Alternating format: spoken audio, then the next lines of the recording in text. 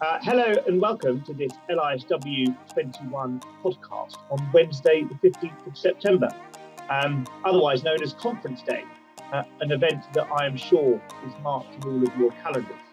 I'm Josh Standerwick, Chief Executive of Maritime London, and I also have the honour of being chair of this year's LISW Conference Working Group. In today's podcast, we will be speaking to the four main LISW conference protagonists who are going to provide a soupçon of what the participants, both in person and virtually, can expect from today's proceedings. We are joined by Director of Royal Museums Greenwich, Paddy Rogers, who is for the second time to chair proceedings. We then have the session moderators, Tim Wilkins, Environment Director at Intertanko, Steve Davis, CEO of British dry bulk owner Anglo International, and last but certainly not least, we have Lindsay Keeble, co-global maritime sector head and partner at Watson Farley Williams. The fact that we're putting this conference on at all this year is a major success and testament to the hard work and resilience not only of the people who are speaking today, but the wider conference working group and the shipping innovation team. And I think despite the uncertainty in the run-up to today, this conference is set to be the most diverse to date, with leading figures from the industry, politics, civil society, as well as some individuals who perhaps are not as well known in shipping circles, but we believe have genuinely interesting and novel views regarding the future of the industry. Furthermore, far from being detrimental, the hybrid nature of this conference has ensured that both from a speaker's point of view and an attendance point of view, this will be the most international LISW conference we have ever had.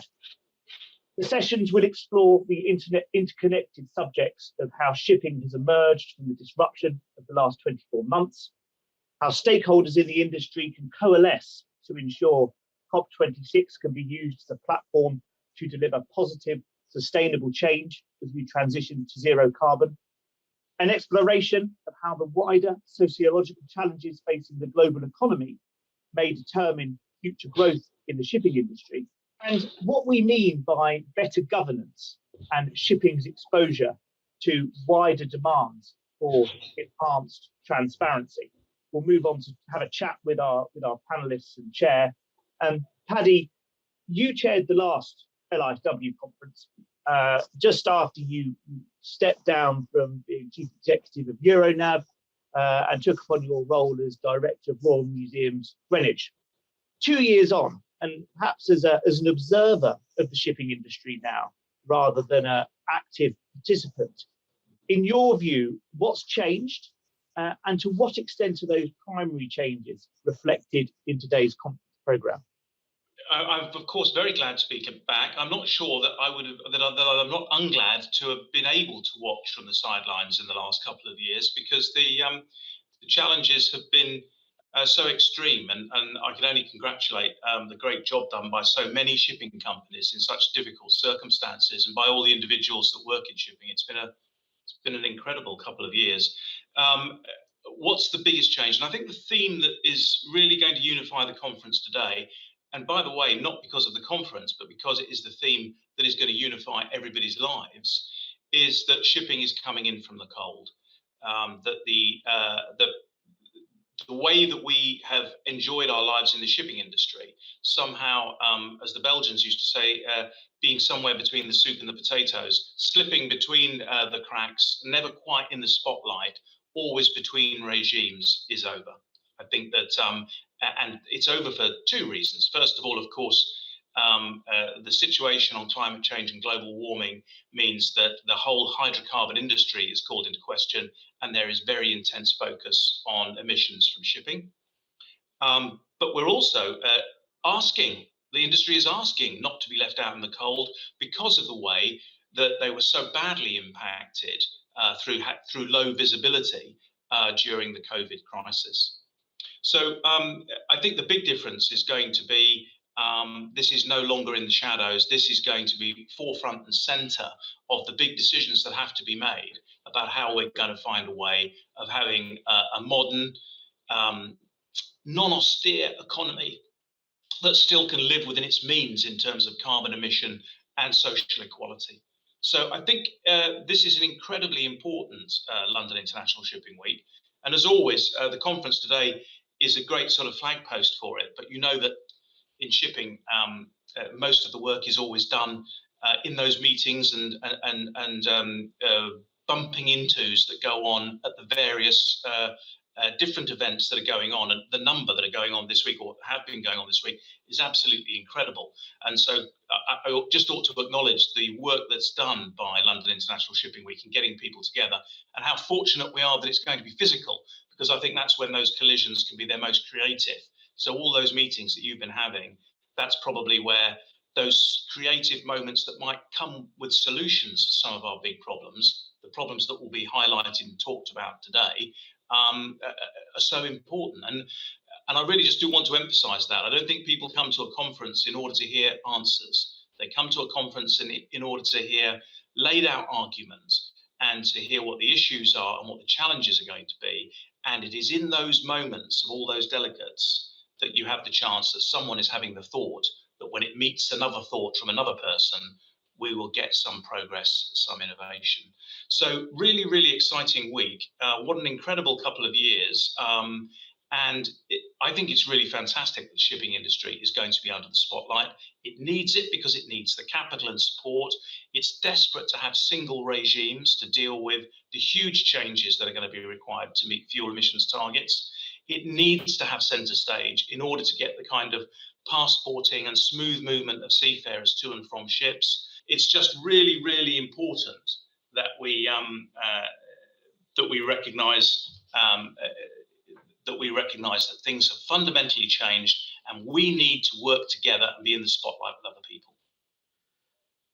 Paddy, thanks so much for that. And talking about shipping being in the spotlight, Tim, your panel will be exploring the potential impact that the decisions made at COP26 could have on the industry. And just looking at that conference and perhaps that objective around the need for enhanced partnership as a key objective of the COP26 this year.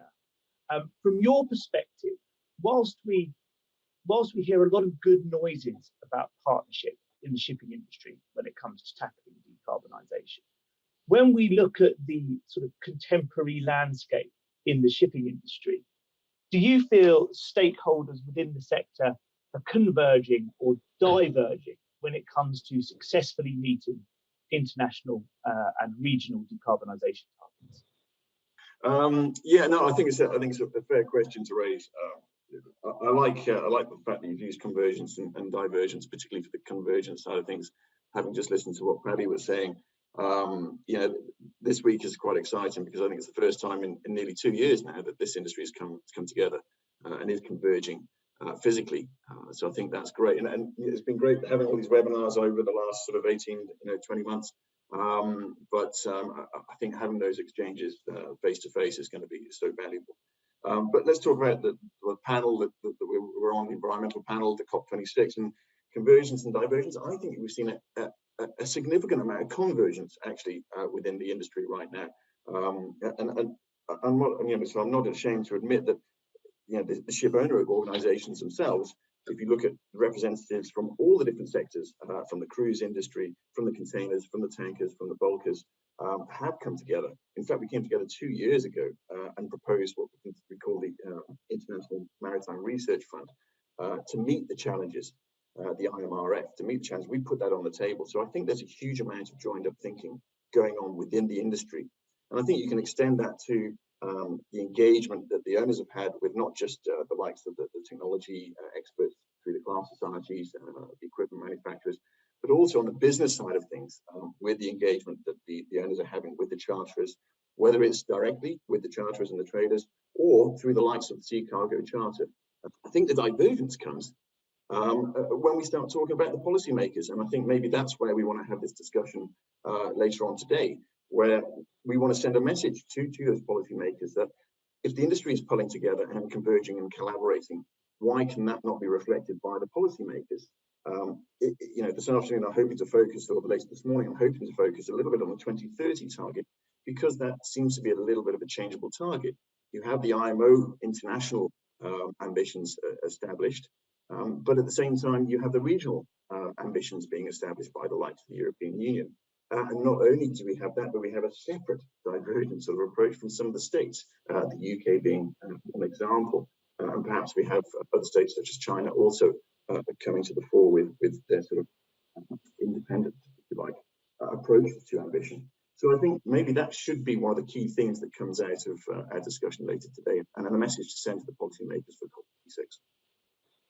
Yeah, thanks for Tim. I think you definitely have a diverse panel today, but certainly in discussions that we've had prior to today's session, I think it's evidence the convergence within the sector from numerous stakeholders, and perhaps we as an industry and LISW, the conference today, can play a part in this, need to be more cohesive in terms of how we communicate the work that is going on within the industry to policy makers. And the conference today and then moving on to COP26 can give us a platform to do that, perhaps. But Paddy, I know that you wanted to come in on this, and have you got anything to add to what Tim just said? No, I think Tim's rounded up quite nicely. I think there's an inevitability about the fact that shipping is going to have to accept that there will be a breakup. There will not be a uniform set of regulations, and there will be different speeds at which countries and regions work. I just can't see. We're not going to be able to change that. I think that's a really interesting position, and I'm sure one that will be discussed at length today on the panel, particularly as we look in the short term to that 2030 target, and actually in the first instance the need for clarity regarding what that 2030 target actually means. But moving on to Steve, and Steve, you're taking a holistic view of the sociological challenges which are faced within the industry. And there's no doubt that over the past 18 months, the crew change crisis has dominated the industry press and also had significant exposure in the national and international press as well. Do you feel that the focus on seafaring issues has the potential to change the dial regarding how the industry assesses and addresses wider societal issues? Hi, Joss. Yeah. Well, first, just it's been an absolute pleasure to be part of the working group that shaped the direction of this year's conference. I think we're all incredibly excited to be part of it and hear the thoughts of those involved today. But to your question, I would probably say the answer is no. Of course, the issues that have impacted our seafarers over the past 24 months are going to be a critical part of the discussion for sure. The situation related to the 1.7 plus million seafarers sailing on board the ships is very important. It's going to take quite a significant role in the initial part of our panel discussion, and it's quite rightly had a lot of airtime. But I think it would be to a fault if the debate on social aspects impacting shipping, or that shipping impacts, stopped there. And that's not what we intend the panel debate today to do. For me, the way this started was from speaking to others in the industry and acknowledging, seeing that we need to give more thought not only to the broader and more complex elements of the sociological challenges, but still to whether a better understanding of social factors is needed. And how do we stimulate that thinking? And that's exactly what we want to do on the panel today. I think the majority of us feel social disruptors building, So this could signify a significant shift in the way we do business and the way that we value markets in the future. And at least that is my hope and the hope of many. There are opportunities for us to effect positive change, even if those are small changes and small steps that we take on some of the issues, some of the social issues that aren't really being talked about. And I would argue, and I know a number of the panelists agree with this, that the disruption coming from social factors is as important as anything else.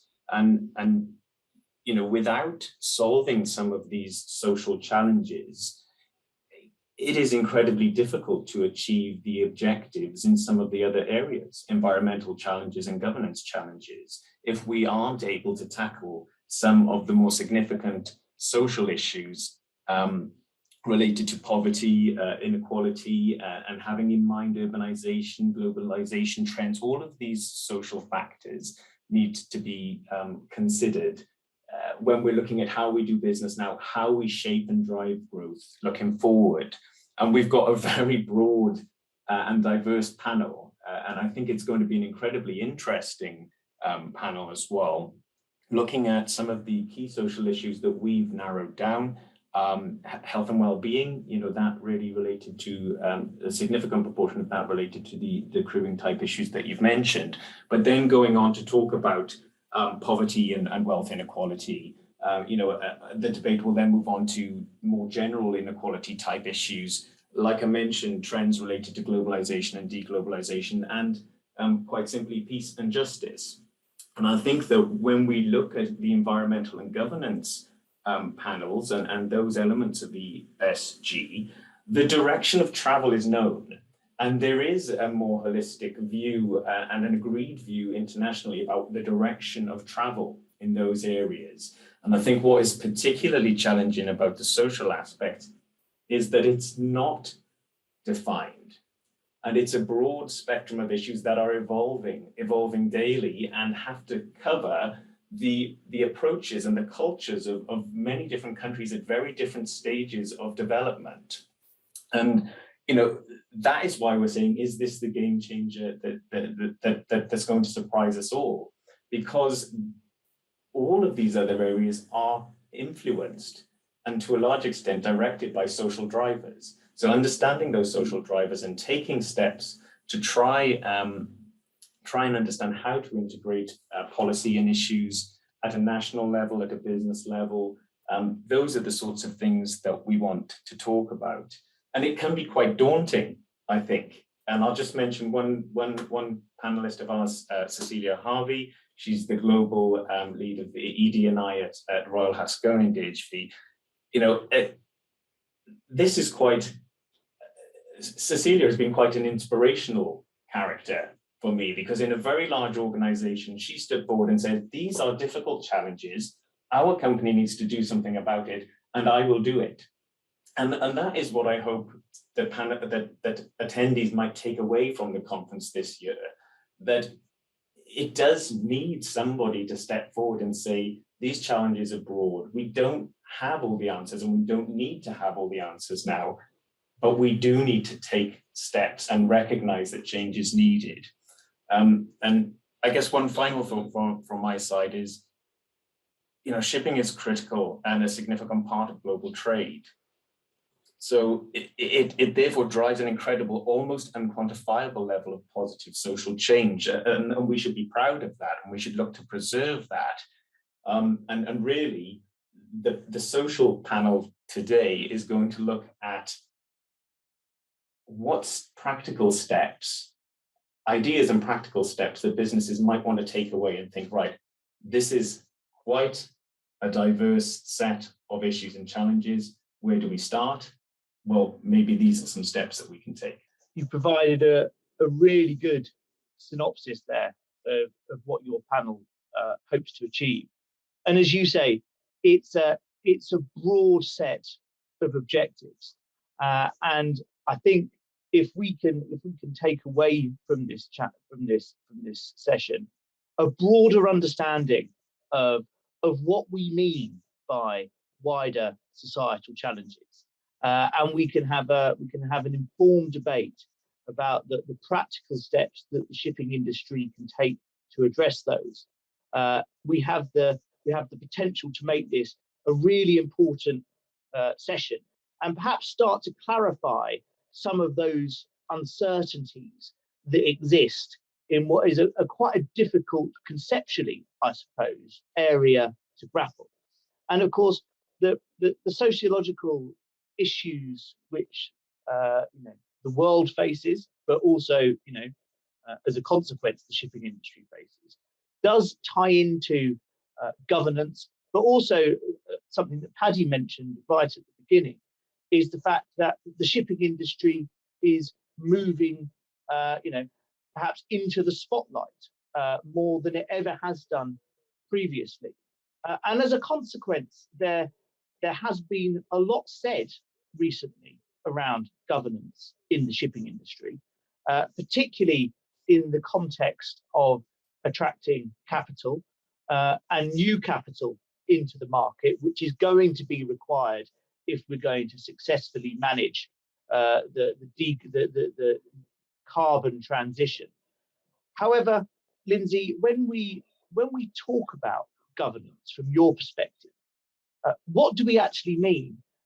And is it shaking up the industry and the way that the industry works to the extent that some may think? Thanks, Joss. Morning, everyone. It's quite an interesting topic. When we were putting together the governance panel initially, we were discussing within our working group, is governance the kind of the poorer cousin of the E and the S? People, it gets a lot of airtime and on the environmental side, on the social side, quite rightly. But we were discussing if people really know what we mean by good governance. So I think that was one of the themes that we were discussing. I think we'll be exploring, hopefully on our panel later today, what people really do mean by governance. I think quite fundamentally, it's the basis of any well-run organisation. It will be things around your leadership, around your executive compensation, your kind of exec pay gap, your gender pay gap. It will be things that every business will have, your corruption, your anti-bribery policies, the independence, the diversity of your board.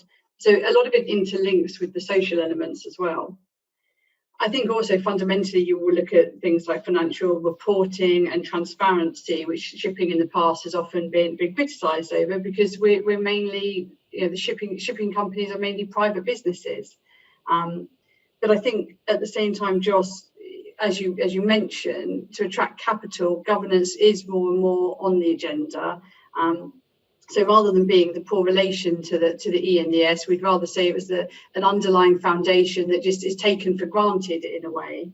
To get that new capital, we have found, and clients are coming to this, so they're coming to us for this. I think there is a realisation that governance is important, but they're coming to us to try and work out, how to almost get their house in order, if you like, if they're looking to capital markets in the future. That there's a realisation that this is going to be on the agenda and does need to be all set out. So I think we'll explore that on the panel this afternoon with the panellists, but also to see whether governance is actually driving change. It's all good and well of us to talk about governance being underpinning and fundamental, but is it really driving change?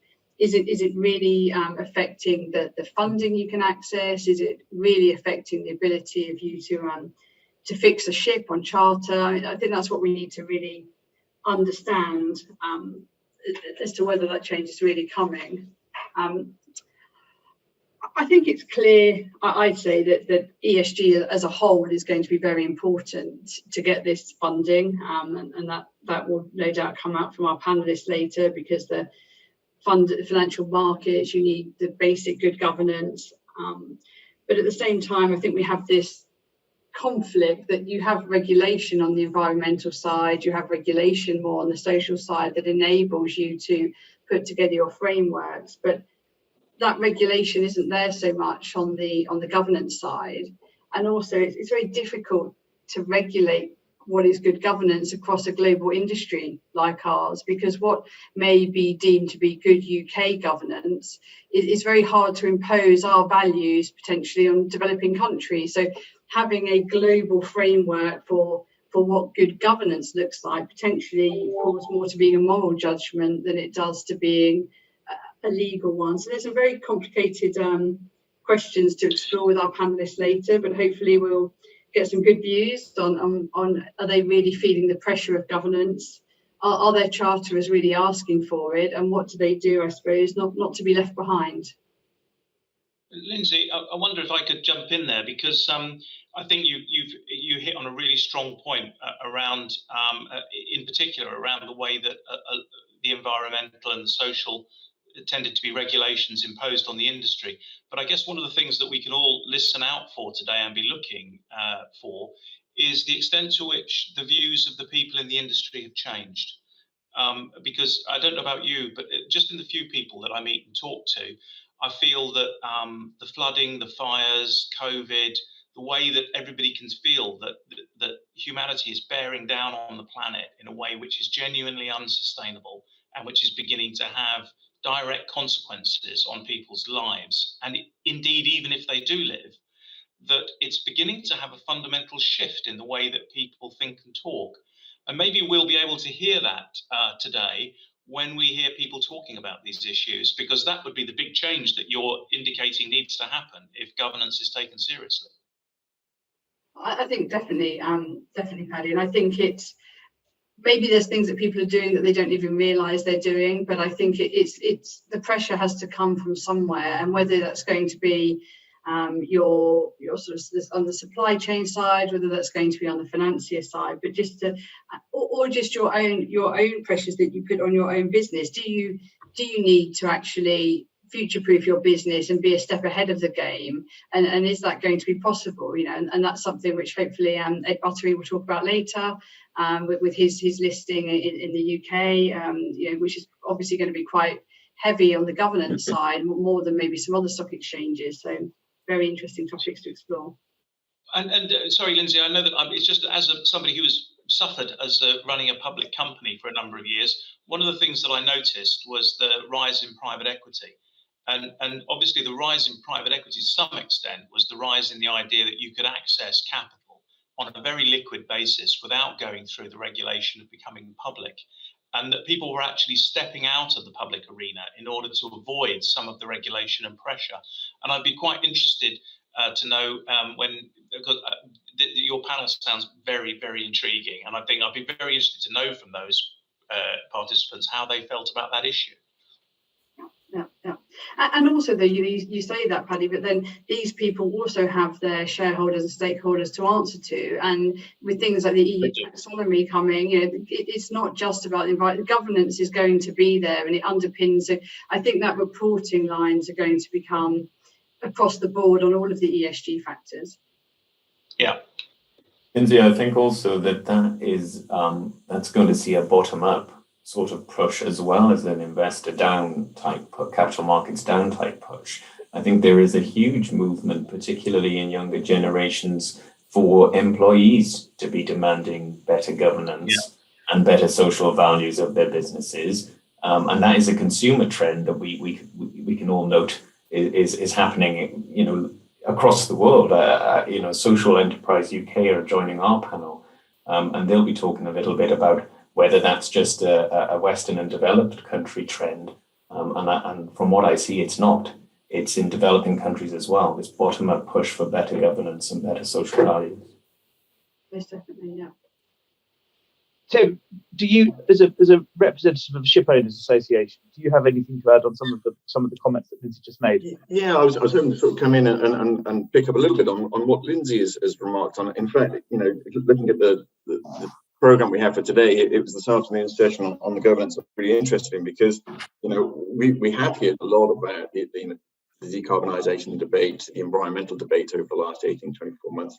We have heard a lot about sort of the seafarer side of things, the ethics associated with crew changes and the problems associated with that. What we haven't really explored and and discussed is bringing these two things together under sort of a more transparent, if you like, governance process. Now, Lindsay, amuse me with your sort of poor cousin side of things, because I think it's certainly not. And if you look at it from the European perspective, which I can, even with my environmental hat on, we are forced to do so because they've focused on sustainable corporate governance from the get-go. Their European Green Deal is focused on corporate sustainable governance. Taxonomy is all about that, and that's shifting ideas and shifting trends, increasing transparency, and it's still we're starting to see that sort of appear in various shapes and forms, whether it's associated with your ship recycling policy, whether it's associated with your air emissions policy, marine pollution prevention. It's affecting everything. Everybody, that increased transparency, whether it's being driven by the regulators or not, it's coming, and you can see it coming through. And I just want to add there that I think it's probably a driver, if you want, rather than just a poor cousin. Again, I think it's going to be a great session this afternoon. So. No pressure then. I think this conference has been in the planning for well over a year now, and I've lost count of how many Zoom meetings I've had discussing the content, the structure of the panels, etc. And I think it is fair to say every single one of those meetings and this podcast today on the morning of the conference is also done. I've had interesting conversations, I've learned new things, perceptions on issues are constantly challenged. And if this conference can achieve that and people go away with not only a better understanding of the issues, but also perhaps some of their preconceptions of the industry and how the solutions that we need to find may be solved, I think we're going to have a fantastic conference day. As I say, we have a diverse range of speakers from a range of different backgrounds. It's going to make for an exceptionally rich discussion with Paddy and the moderators that we've had on this call. I have no doubt that this is going to be a really fulfilling conference, and it's going to be great to all be there in person at the IMO. And for the first time, a big major conference, sitting there and being able to see each other face to face, which is exceptionally exciting. But listen, I'm sure you all have very busy mornings ahead of you as you finesse your introductory statements, field any last minute questions from your panelists, etc. So I will leave you to it now. I'd like to thank you all for your time. It's been a real pleasure talking to you. And I really look forward to today's proceedings. Thanks very much.